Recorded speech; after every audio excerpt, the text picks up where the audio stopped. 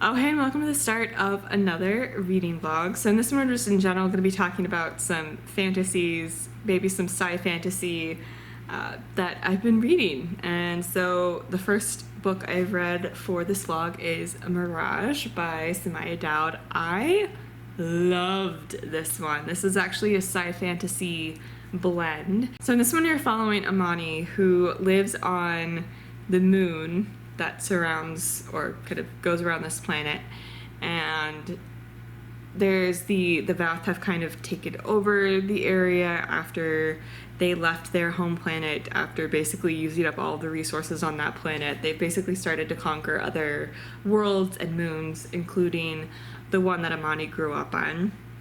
And she is taken from her home. Her face is scanned by these droids, and she is taken from her home and brought to the planet and brought to the palace, kind of the capital of this planet, and is basically forced to be the body double for the princess, who she happens to look exactly alike.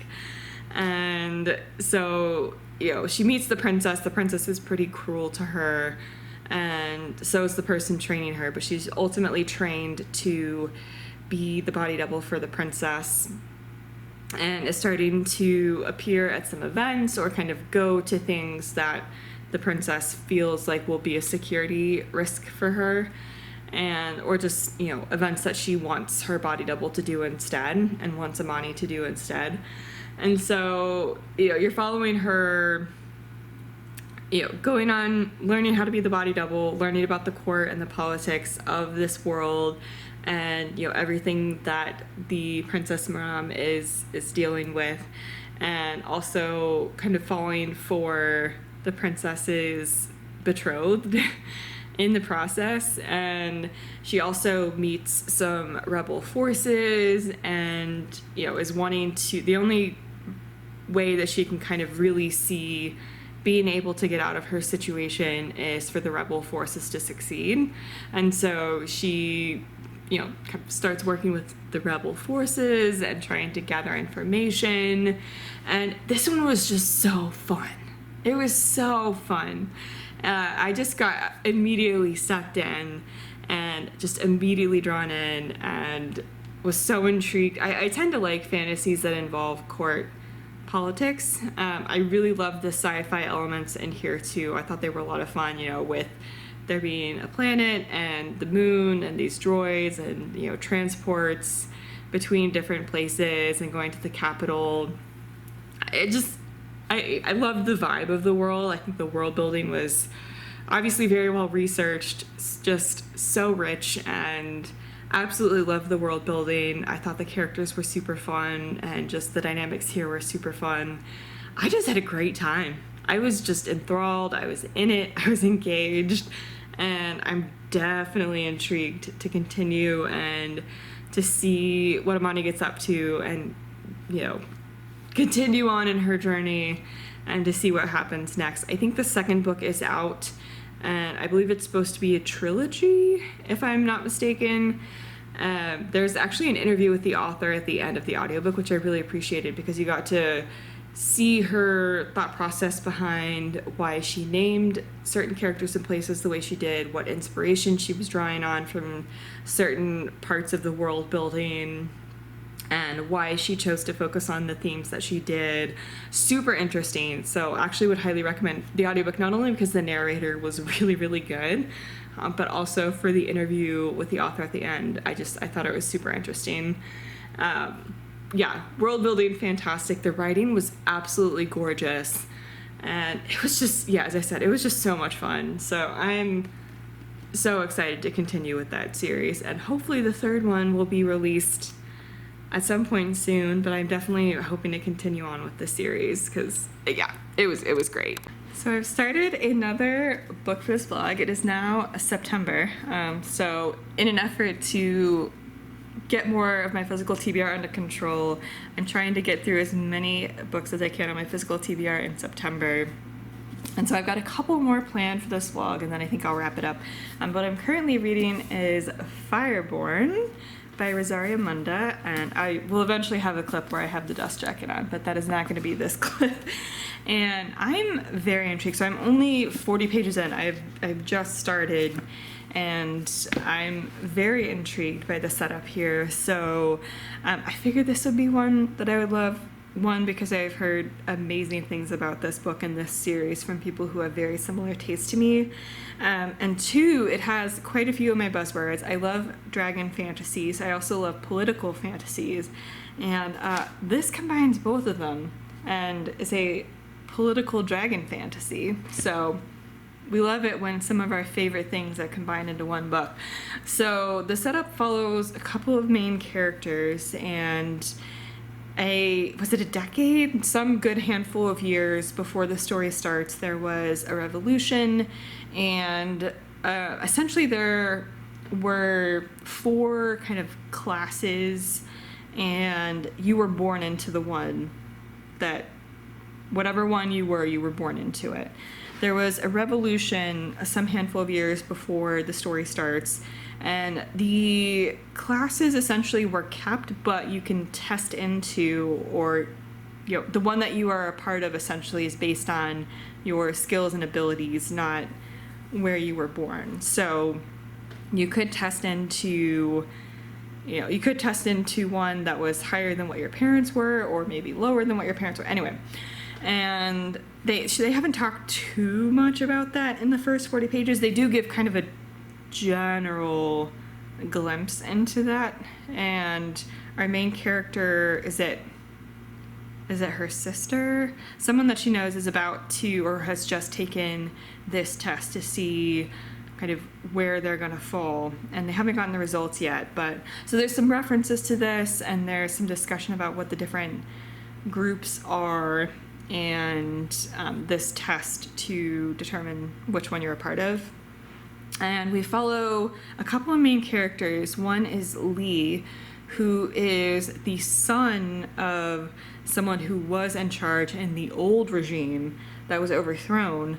And so basically kind of in the final moments when his family was killed, the people who were in that moment didn't want, so he was pretty young at the time, and so they didn't necessarily, they weren't about to kill a child, because that child was the son of people that they were against. And so they basically kept this kid, and he was raised in an orphanage with our other main character, Annie. And Annie has some natural dragon riding abilities.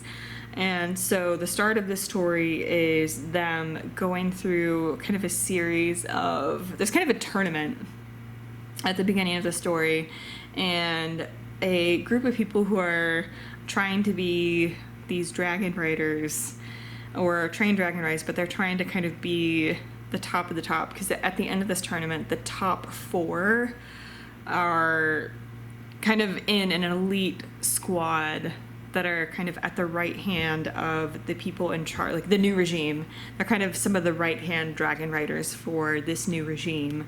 And one of the top people from that group of 4 could be in line to take over after the person who's in charge kind of needs someone to take over for them, basically. And so it's pretty interesting right off the bat. I'm enjoying the writing, and just having a really good time. Just the setup is super interesting. I was having a great time following this tournament, and it was a pretty quick tournament. I mean, it's a very quick process. At least the first set of battles happens pretty quickly, and then there's going to be another set to kind of narrow it down. So the top 4 have been selected, but then it's going to kind of continue on until there's that kind of one top one that could be in line for succession. Anyway, super intriguing. Again, only 40 pages in, so not too many other thoughts, but I at least wanted to give this a quick open while I was filming some other clips anyway, and let you know that's what I'm reading, and I'm very intrigued. So we'll see if I keep liking this one, but my hopes are pretty high.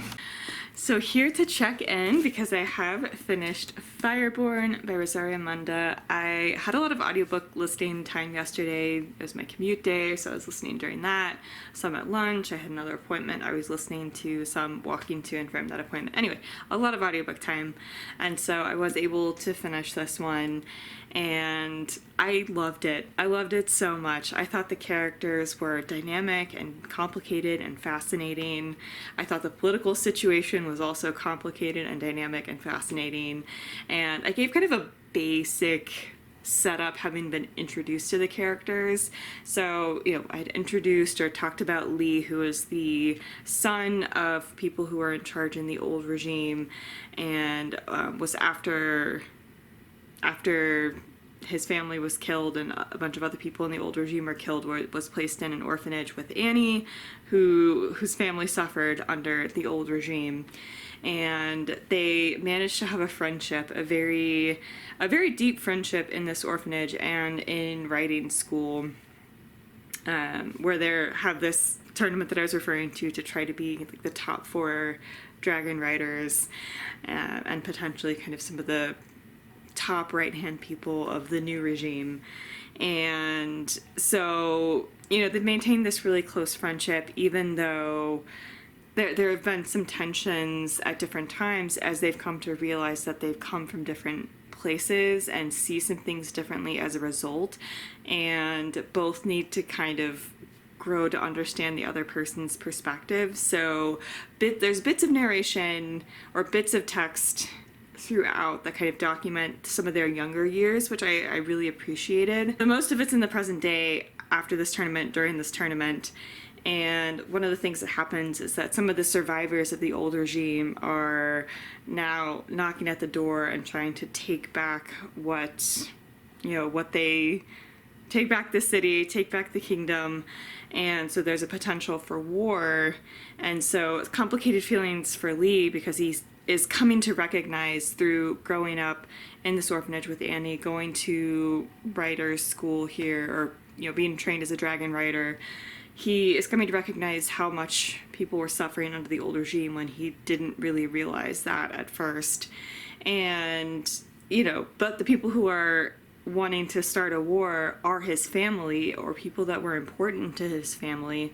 So he's got some complicated feelings. Annie also has some complicated feelings because she recognizes this in Lee. I don't think she specifically knows who he was the son of at first, but knows that he came from kind of a different place than she did in terms of where they were in the old regime. And so she knows that he has complicated feelings about facing the people who are now trying to attack the city. And, she cares for him and has a very deep friendship with him, but she knows that he's hiding those things from the people around him, and she wants to protect him as much as she can because of that friendship, but she also wants to make sure that his past doesn't come to jeopardize their mission of protecting what has been built under the new regime. There's also complications in terms of other political dynamics, because as war is starting to break out, famine is starting to happen as well. And, some of the things that were happening under the old regime are Anyway, things are getting more complicated under the new regime as they're having to respond to different political situations and feeling forced into doing some terrible, potentially bad things that were done under the old regime, because they feel they have no choice to help mitigate the risk of things like famine, or how famine will affect people, and how they have to make different calculations that make them seem not much better than the old regime. And so to some degree, people have to kind of, Annie and Lee and some others have to kind of pick their loyalties and pick what side they want to stay on, or affirm their loyalty to something that they know is less than perfect and not the ideal that they originally wanted and originally were starting to fight for. And so, it's not that they're necessarily going to choose the old regime, at least for some of the characters, but they need to choose whether they want to fight for something that is starting to be less and less ideal, and whether they should go ahead and stay with the lesser of two evils potentially, or how they want to face that. And them being the face of the new regime by being some of the top dragon riders, they have to help enforce some of the things that are starting to happen, and some of the rules that are starting to be put in place. And so they all have very complicated feelings about what's going on, but they're starting to understand why it's so difficult to try to maintain peace and order in a large group of people, right? And so it was interesting. It was super interesting. I'm very intrigued to see where things go, and some decisions that I made and some ramifications, and I'm just very intrigued to continue with the series. I thought the writing was great. Again, characters, world building, politics, super interesting, and the dragons were definitely pretty heavily present, which I really enjoyed. I always love me some dragons getting involved in the situation as well. So, I think if you're a fan of dragon fantasies and political fantasies and you're looking for something that combines those two, would highly recommend. So I am going to go probably read for a bit and start my next book. I don't think it'll be one for this vlog, but I have some unexpected time this evening as Matt needs to go help his mom with something. So I think I'm just gonna take it a little bit easy, read a little bit, and take advantage of that time, do a little bit of planning for that trip maybe, and then just eat whenever I get hungry. So anyway, I will update. I know there's at least one more book that I want to read for this vlog, so I will update as I start that one. So I have finished another book for this vlog and absolutely adored it. So I read Amari and the Night Brothers, and with work being crazy, this was exactly the escape I needed. And so we follow Amari, and Amari's brother is missing, and investigators kind of assume that he got involved in some gang activities or some other illegal activities, and something has happened there, and that's why he had been able to send some money back to his family up until he went missing. The police aren't really taking this very seriously. Amari is facing some bullying at school and has had some discipline issues there, and her scholarship ultimately was revoked in this process. She is on scholarship to a private school that is mostly white, and people are bullying her and basically reiterating the narrative that her brother is probably just someone who got involved in some sort of illegal drug activities or something. And so Amari just kind of snaps, which is very understandable. And her scholarship is revoked. Her mom is trying to figure out what to do. And so this is kind of the backdrop for what happens next, which is she gets a delivery, but she signs for it, but nothing is actually handed to her. At that point, the person delivering it says that it actually has already been delivered and is in her brother's closet. And so Amari is confused because her mother, and investigators have all looked through everything in her brother's room and closet to see if there was any clue about what happened to him, and nothing like that was found. But when she goes in, she finds this briefcase that they had not seen before, that wasn't there before, and is a nomination to be part of the Bureau of Supernatural Affairs. And so she wants to figure out what's going on there, because she thinks this is how she's going to figure out what happened to her brother.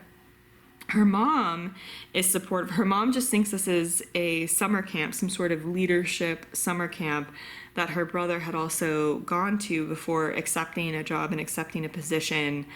That was how he had been sending back money.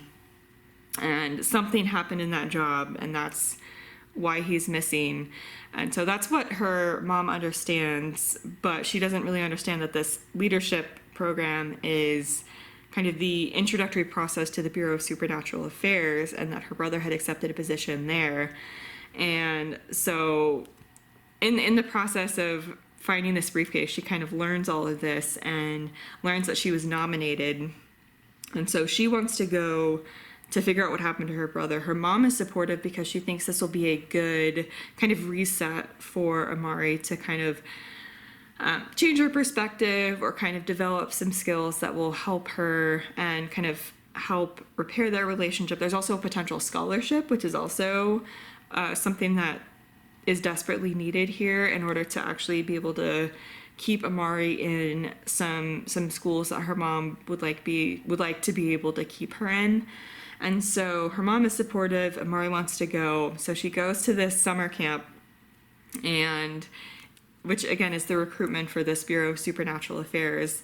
And so she learns about the supernatural world that's kind of hidden from view for most people, and is kind of very strictly kept that way, and rules are enforced by this bureau to make sure that they're separate.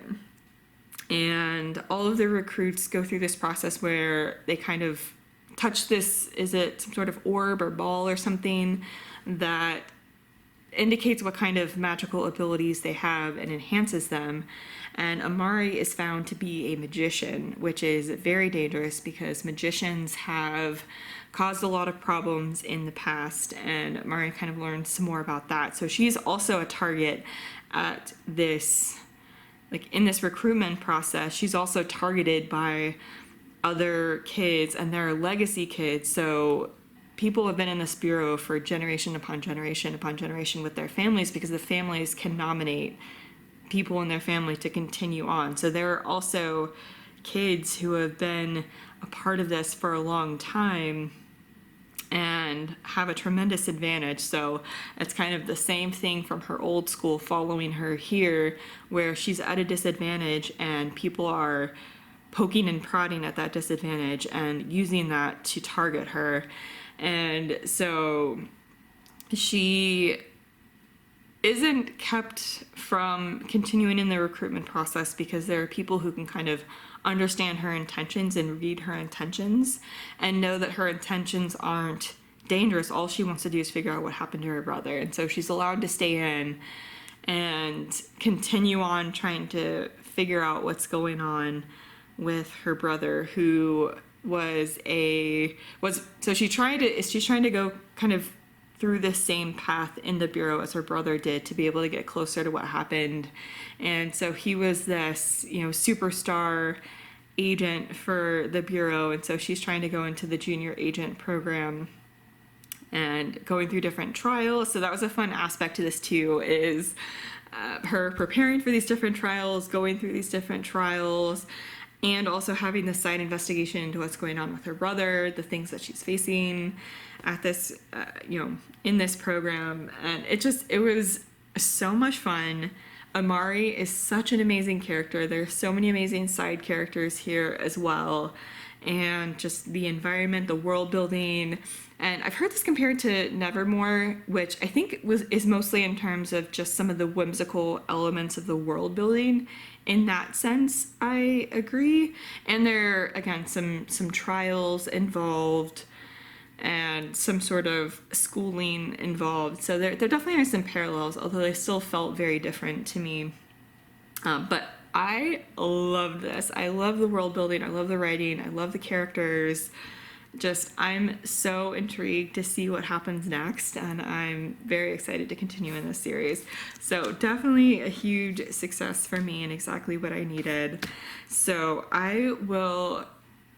is this the last one for this vlog? This might be the last one for this vlog. I'm trying to look at what I have coming up, and I'm pretty sure this might actually be the last one. So I will wrap it up here and say thank you so much for watching. Let me know if you've read any of these books and what your thoughts were on them. Be sure to leave those down below in the comments, and subscribe for more bookish content. And I will leave more information down below as well, including my Instagram and how you can support the Black Lives Matter movement. And I will see you in the next one. Bye, everyone.